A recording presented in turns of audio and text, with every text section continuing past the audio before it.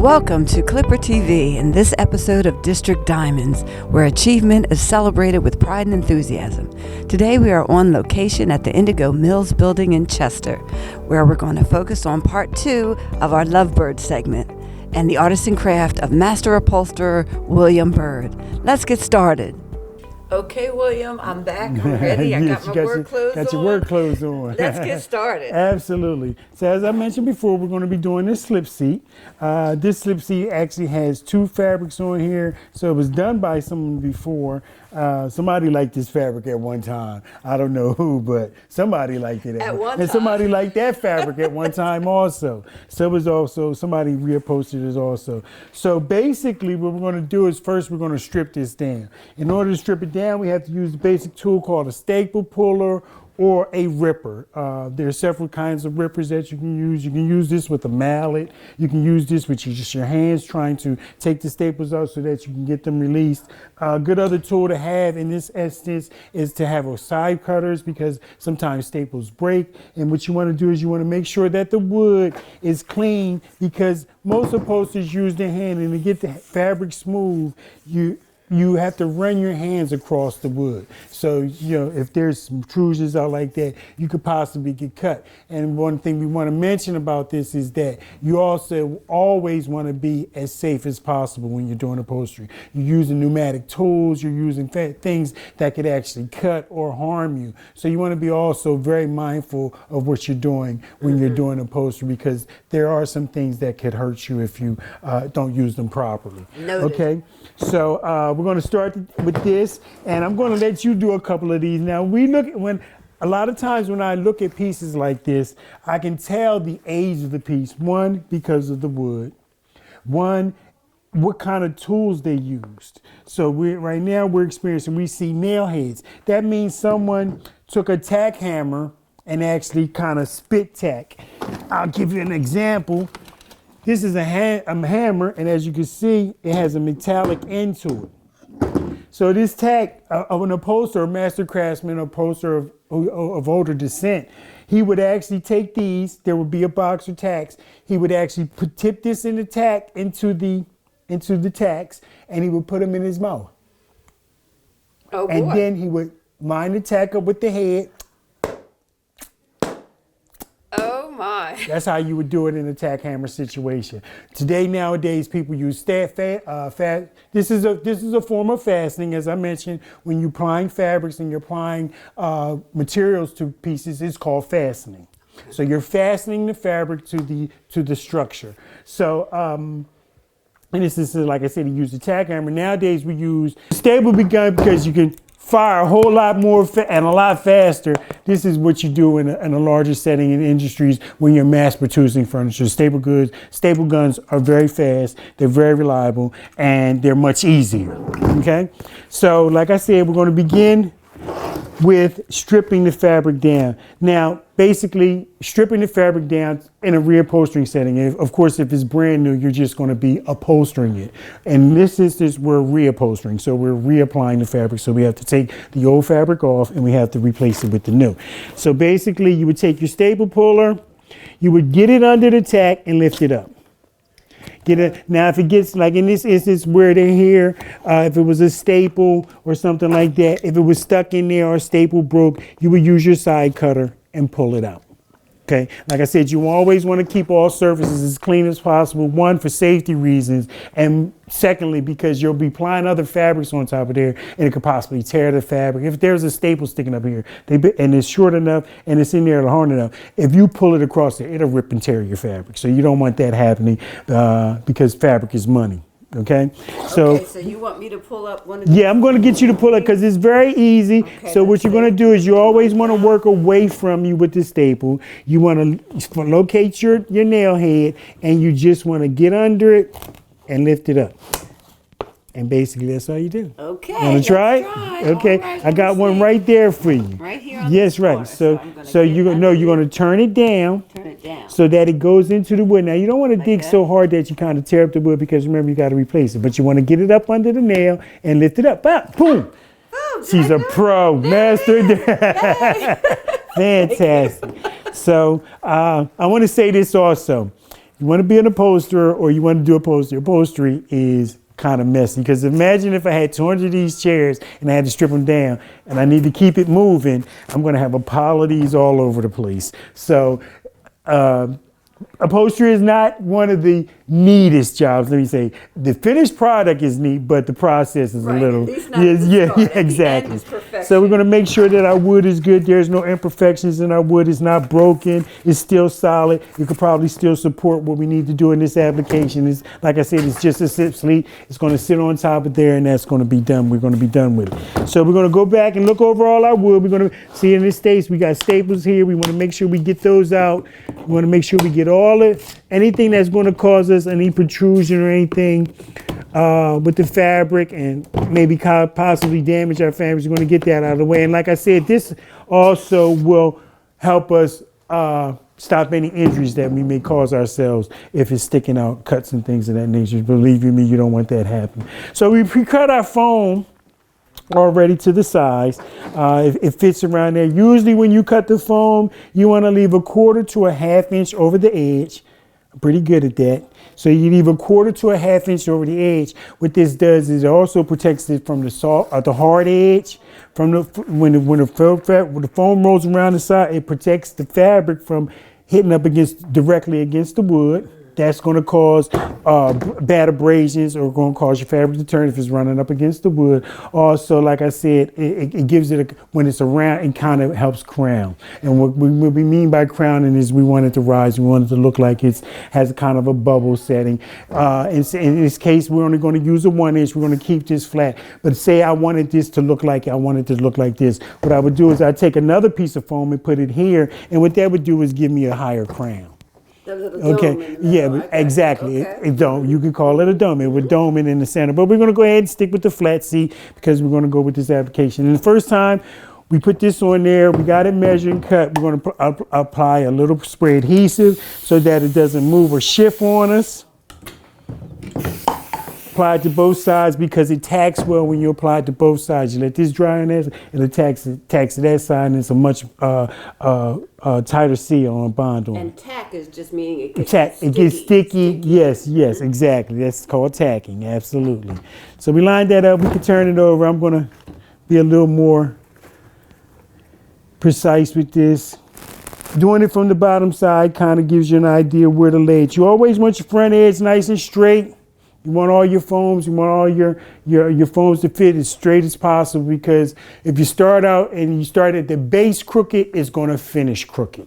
So you'd always want to kind of stay symmetrical. You want everything to kind of line up. So when you're doing these things, you always want to make sure that your lines are straight. Lines are straight in upholstery. When you look at fabrics and you look at things, and aesthetically, it's more pleasing to the eye to see it not crooked. That's okay, right. So we're going to do that. We're also going to apply a layer of background. Now, remember when I told you about the bolstering, how we want to build a crown? This will help us build the crown. Once we play this on here, as you can see, it gives it a softer feel, and it will, once I pull that fabric around there, look at this, already curving. So that's what we want to do with the background. These are, when we lay these on here, these are what give us our crown effect. Like I said, it also gives us a more aesthetic feel, the softness. We don't get this hard foamy kind of feel. We get a nice soft cushion. Gotcha. As you can feel, you want to feel that and feel the difference. What would you rather have, this or this? Definitely this. So we have everything pre-cut and ready to go. As you can see, we've fastened our foam to the wood with our spray adhesive. We've also fastened our dacron, which is our outer layer, to the foam now, and it's all set and ready to go. We're going to apply our fabric. We're going to use this sort of kente type style fabric. My wonderful wife calls this the graffiti print. So what we'll do is, and in most cases, I would mark this because say if I'm working with lines, it's great to work in the center and out. You always want to work from the center and out. So if I needed lines, if I had a pinstripe or something, I would want them started out line. So I would measure the distance between here, starting the center, mark it off so that I'm able to, and I can line it up all straight from front to back. In this case, the kente is pretty abstract, so all we need to do is just make sure that we have enough room and salvage around all the edges when we begin to apply the pressure. apply the fabric. And in an industrial setting, they actually have a machine that would come down and push this and push it down so far that all you would have to do is just kind of fold it over. But in this setting, we have to actually use our hands to do the pulling and the stretching of the material. So what we're going to do is first is we're just going to go to the center. We're going to get our fabric around. We're going to pull it as tight as we can, and we'll tack it right there. Okay? We're going to come down, approximate the center with this fabric, and we're going to pull it in the center here. That way we've got our base. It's laying on there already. Basically, it's almost on there by itself. Then we'll do that from side to side in this application. We'll make sure that we have enough. We'll pull it on this end, kind of approximate what we did over here, because usually the center, especially if it's a square piece, it's kind of symmetrical. So we want to do the same thing here, tack it here, and we want to come to this side and do the same thing. Now in this case, this is a very stretchable fabric, so basically we don't have to do too much to it. We don't have to kind of keep it lined up or anything. It's very abstract. We're going to get away with basically anything on this fabric. So basically what I like to do to finish off my corners, in this instance, I would stretch it down, find my corner here, and I would stretch it down and basically wrap it around and set the tone right here.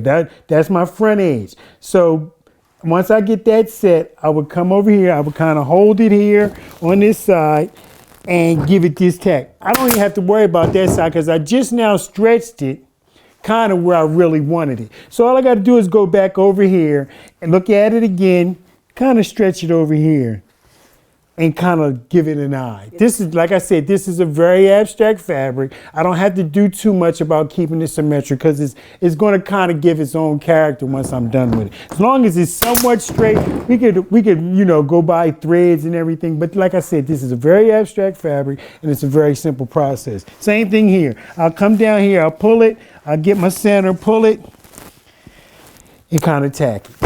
And it's coming together already. It's already here. Yep. So yeah, exactly. They say a good upholsterer only needs a few staples to get it done. So now you see I pretty much look at the crown on. It's already starting to take shape. It's already got its crown. So what I do in this is when I get over here, all I do is begin to roll my hand up here, and I kind of smooth it out as I get towards the end. So now there's going to be a little bit of salvage. Now there's ways you can do this and you can finish this off. I like to finish my edges off nice and smooth. So what I do is I kind of get it around and pull it so that when I roll my hand over here, it's automatically going to line up for me. So I'll start in this corner. I'll get it over here and I'll pull it as tight as I can. And I'll just give it a base tack here. And I'll do the same thing here. Give it a base tack. And then what I'll do is I'll just roll my hand over and kind of estimate in this instance how to, what I need to do to keep it smooth. This is, like I said, it's a small application. There's nothing serious about this. And just rolling my hand over will give me a finished product. Wow, look how fast you're doing that. You see that? You're a master upholsterer for sure. Using the techniques I just showed you, we came up with our finished product. As you can see, we've got it nice and crowned. We've got a nice, smooth, tight fastening to that piece. It's beautiful. And it was very simple and very easy. A lot of people get screwed. They get afraid to pull the corners. So you just got to be able to, just where you need it to be pulled and how tight you need it to be pulled so that you get a desired effect when you're done with the product. Then in the end, the last thing you want to do is you want to apply your dust cover after you trim off all your salvage fabric. You just want to apply your dust cover. Your dust cover gives it a nice, clean looking finish. Basically, it's called a cambric cloth. And you would apply this with your staple also. I would hit it in the center like I hit it in the center up there. Remember I told you always want to work side to side as possible, top to bottom if possible. So I would tack it this way. I would come over here and do the same thing over here, kind of line it up. And basically, it's pretty much done all by itself. Tack it in the corners. Give it a couple more staples here. Give it a couple more staples here. Just This is just real fast in a hurry. I don't want to keep you guys with this, but. No, but it's certainly showing that you absolutely are a master craftsman because of how fast you can do this.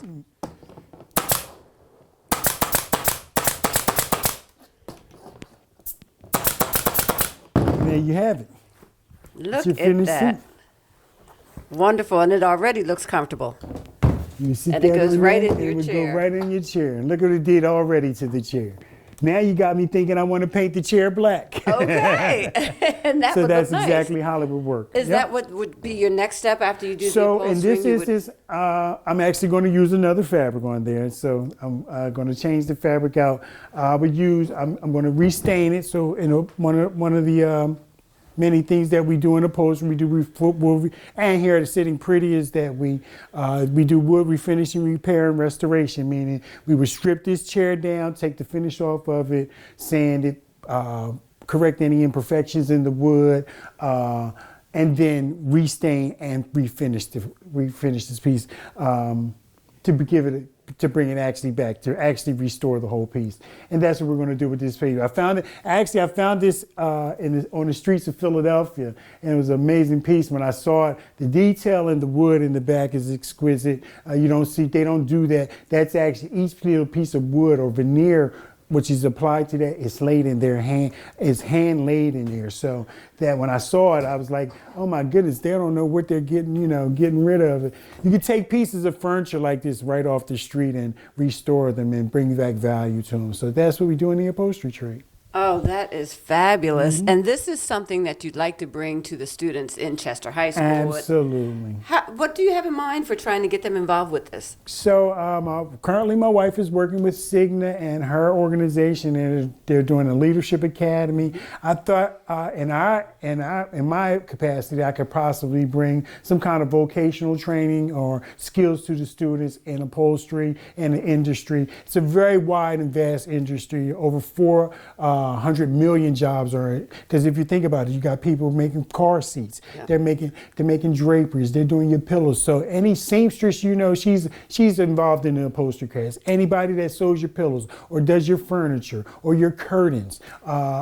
There's so many other applications when you do cars and boats and things of that nature, because it's practically in every aspect of everyday life. So that's our idea, to bring this kind of training to the kids here in the Chester Upland School District, and anybody who would like to learn about the upholstering trade and how to become a master craftsman upholsterer. Well, William, I want to thank you so much for being a part of District Diamonds. It was a pleasure speaking with you today. Absolutely. And showing off your artisan craft. Thank you very much. We thank you so much for being a part of District Diamonds, and we'll see you next time.